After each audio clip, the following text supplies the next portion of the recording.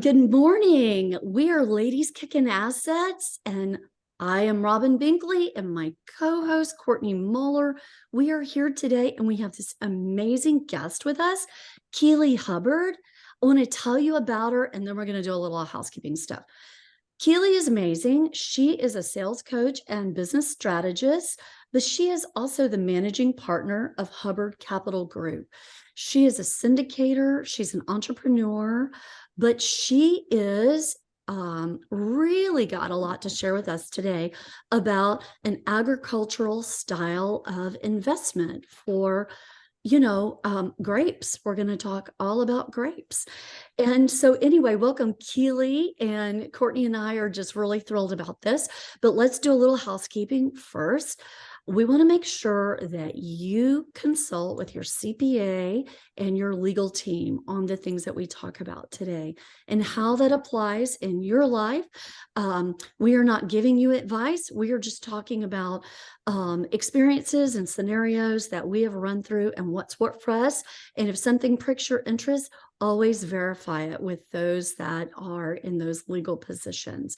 So welcome, Keeley. Courtney, I'm so excited for us to talk with her today. And remember to like and subscribe and share this with your friends and family. The more folks that are listening, the better. So Keeley, tell us, a little bit about how you transitioned into where you are, but I really want to dive into grapes and all that's good for. Yes. Well, first of all, yes. Thank you for having me. I've been looking forward to this. I think you both are so much fun, and we really have a lot of great synergies with our passions and everything. So I left corporate in 2017. I got tired of building somebody else's empire. I was a VP of sales. My passion is really sales coaching and helping business owners learn to love sales, because most people hate it. But at that time, when I left corporate, I actually had more time to actually think about my life and what I wanted out of it. My dad at the time was getting out of the financial markets. He's a professional trader, ran a small hedge fund. And he's like, I want to get into real estate. Do you want to go into business with me? And if you ever get the chance to meet my dad, you'd understand why it was a hell yes. I'm totally in. So we started down the path of syndication and, in the multifamily space. And then my dad was looking at putting a vineyard on the family ranch for just some cash flow, help make the land payment, similar reasons to why you run cattle. Sure.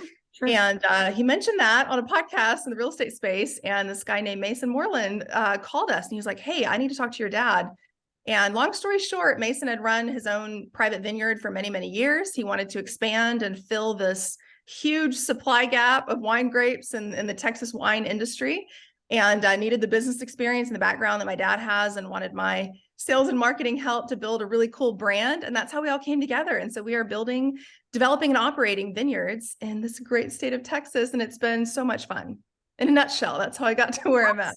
Super, super cool, because, you've taken, we're always looking at ways that we can take the assets we have. How can we cash flow that? How can we turn a liability into an asset? So taking that land, and, we do hear about cattle and cotton and, all of your typical things in Texas. So the fact that y'all moved it, who doesn't love wine and money? And they go beautifully. They go hand in hand. Yes, they do. And most people don't realize, wine is recession proof. There's plenty of articles on it, but they've shown that alcohol sales do not drop in a recession. They maintain. And sometimes increase. Yes, they drink when times are good. My basket at Specs when COVID hit. I was like, okay, we need the basics and we need all this. I love it. Well, okay, so that's super cool. So what part of Texas are you guys working in? Because, everybody that's familiar with Texas is familiar with Fredericksburg and, absolutely, that's the hill country and all of that. Are y'all in that area? We supply the grapes that make the wines in Fredericksburg and the hill country. So it's a lot prettier in Fredericksburg and the wine country and kind of central Texas, but it's not ideal for growing grapes. There's a lot of humidity, which creates fungus. There's weather challenges. So we're out in the high plains, AVA, which stands for American Viticultural Area. It's designated farmland.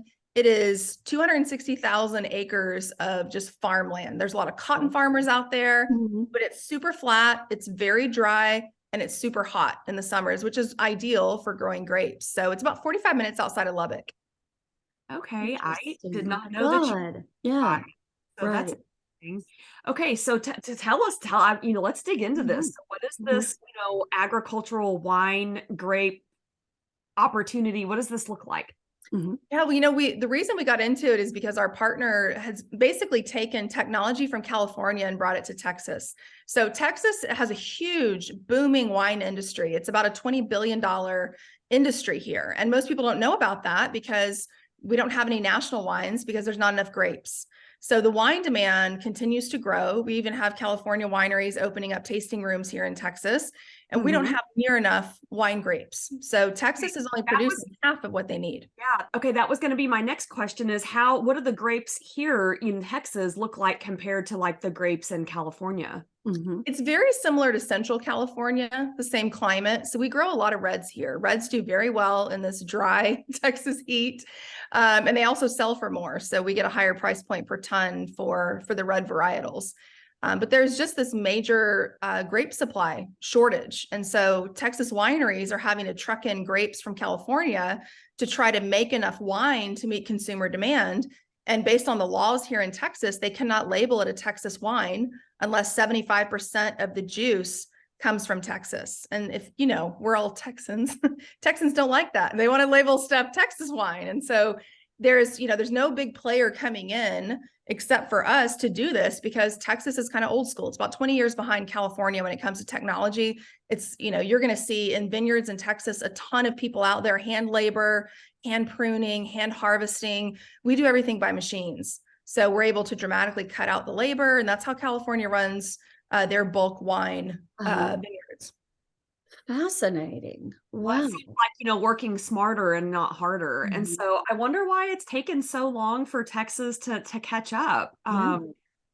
There's a lot of just good old boy farmers out there, a lot of them that have had vineyards for, in their family for 30, 40 years, and they've always done it this way. The bigger reason is the amount of capital it takes to create a mechanized vineyard. So it's about a $9 million capitalization per vineyard block, which is 320 acres for one vineyard. Costs about $9 million to get it stood up and producing at a level of full harvest to be able to afford the machines that we use. One of our tractors comes over from France and it's a $550,000 tractor, but it harvests for us, it prunes, it goes dramatically faster than any hand harvesting crew. So it takes a lot of money to do that. Mhm. And the wine demand just continues to grow. So this gap continues to widen between the wine grape supply and the demand that's Uh-huh. coming from So consumers. if you were going to, let's say, do a syndication where you were to acquire the land and get the grapes to a point that you could harvest them for this, let's say, $9 million raise, and you started on this project, at what level of maturity do the grapes need to be in order to, is that like a 5 to 7 year window of It's a great time? Or question. because I know some of those vines are old, very old. Yes. Yeah. Yeah, vines, these plants naturally want to come out of the ground and grow at full speed. And so they'll want to produce at high levels and grow pretty quickly, but we really hold them back for the first 4 years because we want to build a really strong root system and a really strong wood stock, right? And a very strong canopy as well. So we hold them back. We get to full harvest in year 5, and we'll be producing about 12 tons per acre on average. And the average Texas vineyard is producing about 2 to 3 tons per acre. So our volume's a lot higher because we changed the way we actually trellis the grapes, which allows the vines to hang more fruit than traditional. It's called vertical shoot position, more ag terms, but we only have one canopy. So it's called high cordon wire. And that allows our tractors to go in and, traditional vineyards you see grow like a big hedge. And tractors will get tangled up in a hedge type of a canopy. So we have one single cordon wire that the fruit grows into, and kind of the vines come in and grow into the middle of the row, and our tractors can come through without getting tangled up and harvest these grapes and prune them. So we do it because of the tractors, and that's how California runs theirs as well. Wow. That sounds really, really fascinating. I mean, I'd love to go see that project. You're welcome anytime. Yeah. And I really had no idea that y'all were supplying the grapes for the Fredericksburg area. You go down there for a weekend, or you go check it out, and you go visit like William Chris and all the places, and it's like you're under the impression they're growing and harvesting, Right. and, Yes. Their own doing all stuff. the, yeah. And they do, about 80%. We bring about 80% of the grapes in from the high plains. So they do have some vineyards down. It's just harder. There's a lot of humidity Yeah. down there, which creates fungus. You have to spray more. It's Yeah. a challenging environment to grow grapes in. Mm-hmm, mm-hmm. That's And so fascinating. do you use, or is it like, are you using organic methods, or are you using like chemical fertilizers and pesticides, or how does that tie in? Because I know there's a lot of different wines out there. Yeah, there are. And it's interesting. Right before we started this, I was on the phone with an investor that was interested. And that was one of their questions too. Are you using, harsh chemicals? And we are not certified organic, but it wouldn't be hard for us to transition to that and get that certification if we needed to, because the majority of things that we spray with are minerals. We do a lot of zinc, magnesium. We're not using the harsh chemicals that you see in a lot of the large operation wineries. Interesting. Well, yeah, you really should consider that, because I know that's kind of a thing, people are really interested in that these days. Well, wonderful. Well, let's talk about some of your coaching. How are you, and you really specialize in the female arena with coaching women entrepreneurs and business owners. And I really love that. Yes, it's my passion. When I was in corporate, before I became VP of sales, I started in a sales role in my family's franchise, which was involved in the financial education, industry. So I've been talking to people about money for a long time, whether it's them learning how to do it on their own and now in the investment world. And I was the only female in a sales role in the company that ever made it to the highest rankings, which was called President's Club. I was the first woman in President's Club. And I looked around me and I realized, like, why, I was intimidated by it. I had all this head trash in the beginning that I had to work through. Like, this is a man's world. It's finance. Do I really know what I'm talking about? But once I really stepped into that and owned that role, I rose to the very top of the company in a very short amount of time. And what I saw was right after that, there were so many women that came behind me that it kind of felt like I was paving the way. And I say that with a lot of humility, but I had to work through my own crap in my own head to get to that place. But once I saw that, I was the only female executive on the leadership team. And, everybody else was a man, and they were all 10 to 15 years older than me. So I really saw, a lot of people think, man, it's hard being a woman in a man's world. And what I saw and realized was I love it because it's unique. And I think it's how we look at it. Like, I have so many advantages being a female in this arena. I look at it the same way in syndication. Men are more willing to talk to me about their finances than they are to another man, because there's no ego involved. Women are also more willing to talk to me about money than they are to a man. So I think we have a lot of advantages in that space. But I love working with female entrepreneurs and teaching them sales. That is one of my biggest passions. It's true that your mind is a dangerous place. It can really propel you, or it can kind of take you captive. And we've done a lot of work in our psyche. Yes. Yeah. And that was one of my goals that I set at the beginning of the year, is to kind of get rid of those limiting beliefs. And, my word for the year is breakthrough, and to kind of break through any of the, limitations or anything. And when I first stepped into this space, I went through that same thing. I was asked to sit on a board with some really incredible people. And I thought, I don't have a financial degree. I haven't worked professionally in this space. Do I deserve to be, on that panel of awesome people? And then I thought, I'm just going to do it. And then I realized that, what, my knowledge is solid, my background is solid, and where I'm coming from, it took me a little bit to get there and to feel comfortable in what I do know and what I'm bringing to the table and the knowledge that I was sharing with others. So it's crazy what your mind can do to you. It is. And I had a coach that I brought him all my head trash. I was like, well, here's all the reasons why this is going to be really hard for me. Because I have goals of being at the top of the company, and I knew I was going to need some help. And it's like, I'm a woman, this is a man's world. And he's just sitting there smiling, looking at me. I'm dumping all of my ridiculous head trash. I'm like, and the men that come in here are more than twice my age. Created on your own. A lot of it probably wasn't even true. It was just stuff that we created and assumptions we make. Yeah, it wasn't. And I had to work through that. And I was like, He was like, is that really true though? He's like, you just need to get over that. He's like, stop it. I'm not going to walk you through this big therapy session. He's like, stop. There's people out there that need your help, and you're holding back your ability to help them because you're uncomfortable. He's like, that's selfish. Get out of your own way. And he was, he's a very direct coach, which is what I like, but that's what really helped me move past that. And that's where my career took off, was once I stepped into it and I owned it, that I deserve to be here. Well, what does your coaching program look like? Like, say I was like, Keeley, I need to be coached. What does that entail?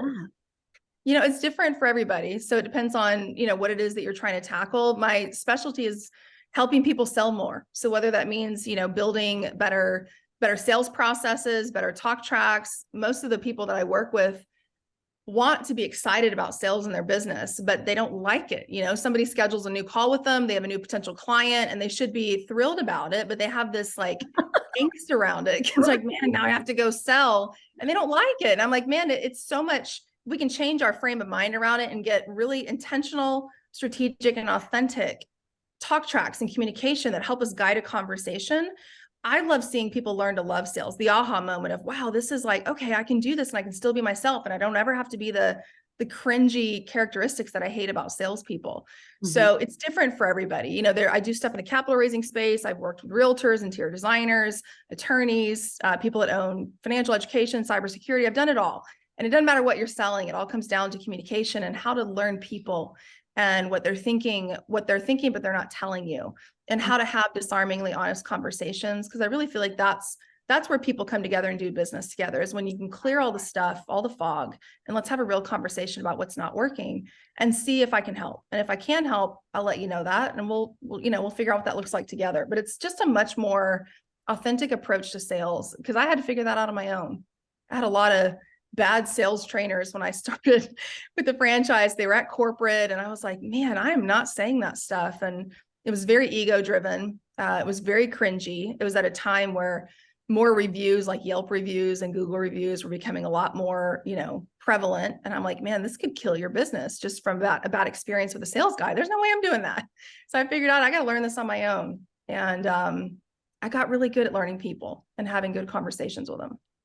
No, that's what's so important is, that I think the authenticity and really connecting with people. I've gone to a couple of different sales type trainings, and it just felt like that, used car salesman, type tactics. And I don't like the tactics. I don't like that stuff. I talk to people, I think just caring, being authentic and caring and showing people that you care goes so much further than some of these other things that just don't feel so good.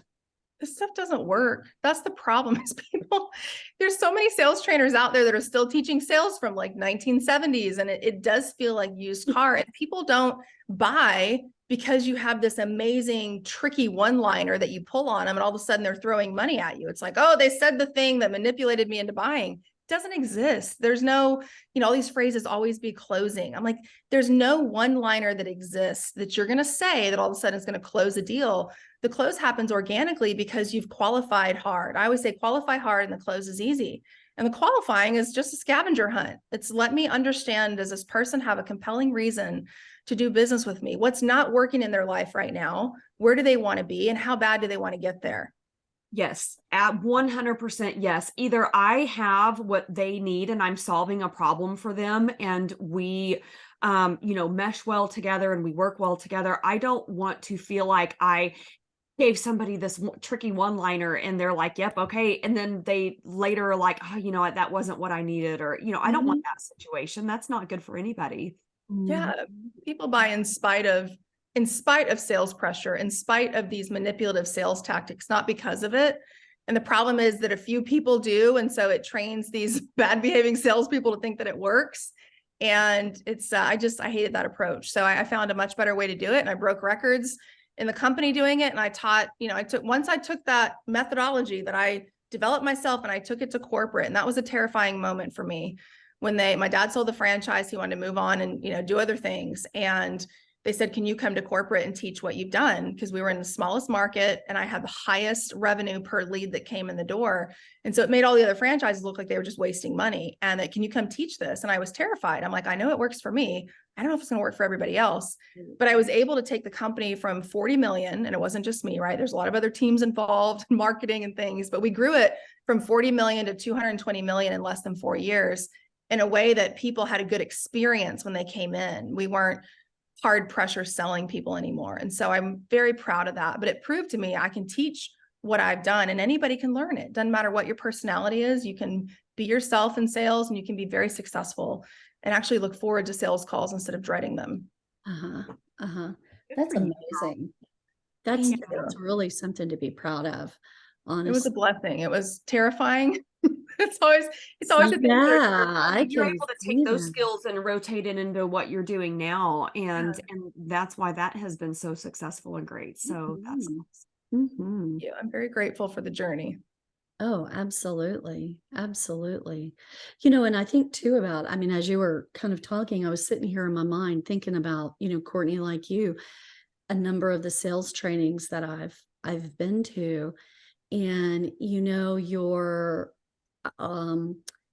wanting to really, or at least we're taught, let me just say, to kind of put your own agenda out of the way and really connect with folks and get to know who they are. But at the end of the day, you're still taught, if you will, to circle back around to asking the question, is there any reason why this XYZ might not work for you?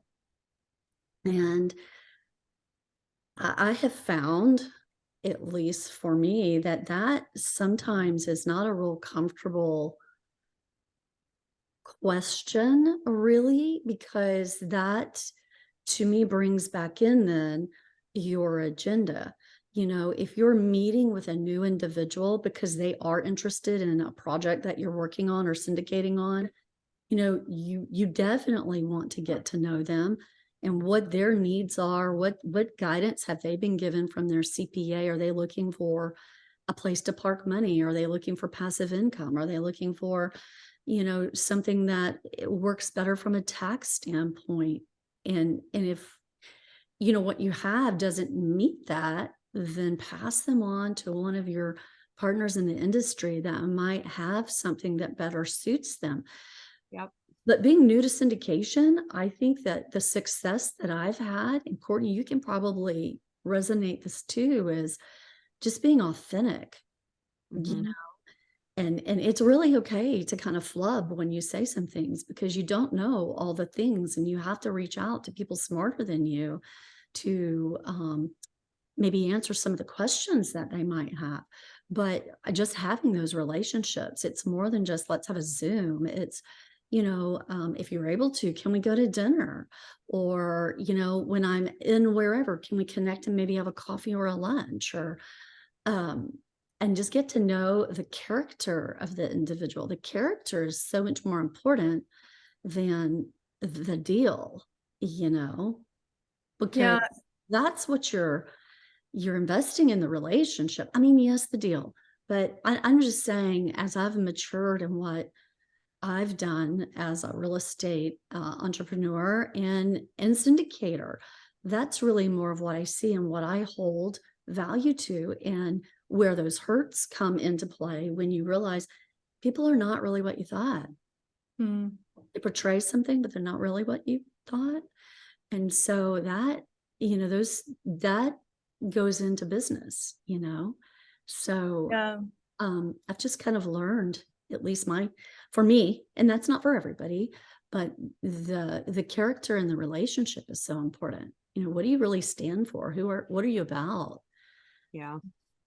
It really is. I think not just with partners, but especially with your investors as well. And the only way you can figure that out is, like you said, by getting to know them. And the question that you mentioned about, you know, do you see any reason why this wouldn't, you know, work for you, is a very leading question. It's a setup question is what I call it. And you're exactly right that people, if you feel angst asking it, it's because people feel angst receiving it, because most salespeople try to corner you and get you to answer yes to as many questions as possible.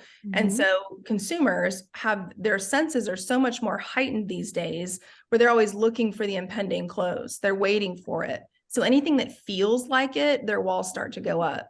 And one of my favorite questions to ask at the end of a conversation after I've qualified them from, you know, they have a compelling reason and it's urgent enough that they want to fix it. Sure. And I've qualified them financially and I understand how they make decisions. Before I ever talk about how I can help them in real estate, my question is, do you want my help? That Yes, and they most of the time they say yes, what does that look like? But it gives me permission to then talk about, the investments and how they're structured and how I think I can help them. But it's not a leading, they don't feel like I'm trying to close them. right. No, I love that. That's a really helpful to hear that. Because you can apply that in just about anywhere. If someone's given you permission to get into that space, then you kind of have that freedom to talk about whatever that might be that you're working on or Yes. trying to provide information on. Wow, great nugget right there. I'm going to write that down. Do you want my help? Yeah. I need your help. I need a coach. So, we're kind of nearing our time. But Keeley, tell our listeners and our viewers how they can get in touch with you. And all your contact information so we can make sure we really promote that. Yeah, and I certainly appreciate that. We actually just transitioned one of our vineyard offerings over to a 506c. So we're able to talk about it more now. But it's the second vineyard block, and we're about to round out the raise for that. So we're excited about that. But you can find out more. Just go to investinvines.com. And for the coaching side, if you just want to connect with me, personally, I love meeting new people. You can find me on any social media platform or my personal websites, my first and last name, keeleyhubbard.com. Yes. Awesome. I love that. Investinvines.com. I do too. That's catchy. It's one of those. No, I didn't mean to interrupt you. I love different, alternative investment options. This is such a really cool, different thing. And I'm going to have to dig into that and really go jump on your website and kind of dig around into the advantages and how that affects and how I can make that work with the other investments that I'm already in. Yeah. I love that. Yeah, there's so much fun around, centered around the vineyards. And so I'll have a new landing page going up soon that will give a lot more information on the 506c offering. But that'd be great. So, I will share this for all of our listeners out there that I did go scroll around on the vineyard page, and you have a lot of great questions and nuggets for people to look at. I was interested, and so others will be too, just, as, owning a vineyard, but also having limited partners, how you can capture, just even cost segregation for, 4 years or 4.5 years, whatever it said. And then you had a lot of other really great information on there. So I really do like how that's set up and very user friendly. So thank you. I encourage folks to go there and just, pay attention to that. That's really helpful. Well, thank you so much for your time and the information you've shared and, powerful information on coaching and strategies. And even though you specialize with women, it's certainly applicable to men. And I'm certain you can help direct our men to coaches in the arena. And the vineyard information is really great. And I love hearing that you've currently got a 506c out there that others can get information on too, as another opportunity. Thank you. It's funny. I actually have quite a few men clients, especially in the certification world. Yeah. Okay. Yeah, I've got a lot of women, but I got a lot of men in there too. Okay. So you do work with men too. Okay. That's good to know. Yeah. Good. Yeah. It's been interesting. When I was VP of sales, it was, a team of 600 and probably 550 of them were men. So I'm very used to working with men, especially in the sales world, but I do especially love working with women. Yes, we understand that. Well, have an amazing day. We've got all the contact information for Keeley, and remember to like and subscribe to Ladies Kicking Assets. And we are Robin Binkley and Courtney Moeller, and we are signing off with Keeley Hubbard. And so have a powerful day. Thank you.